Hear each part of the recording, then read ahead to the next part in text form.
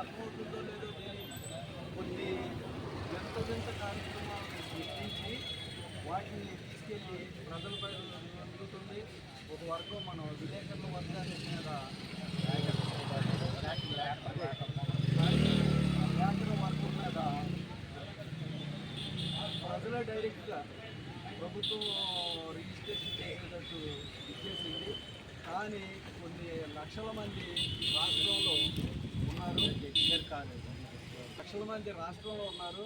వాళ్ళు ఏమైపోవాలి, వాళ్ళ జీవితాలు ఏమైపోవాలి, వాళ్ళ పిల్లలు, అలాగే వృద్ధాప్యంలో ఉన్న తల్లిదండ్రులు, వాళ్ళ మీద ఆధారపడిన కుటుంబం, వీళ్ళంతా ఏమైపోవాలని ప్రభుత్వం ఆలోచించకుండా ఎలాంటి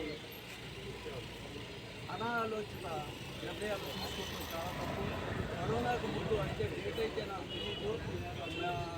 అప్పుడు కూడా ఇదే కార్యక్రమం పెట్టాము. నేను కైట్లూరులో ఉన్నాను. కైట్లూరులో ఉన్నప్పుడు అక్కడ లేఖర్లు మేము కలిసి సిపిఎం పార్టీగా చేసాం. సక్సెస్ అయింది.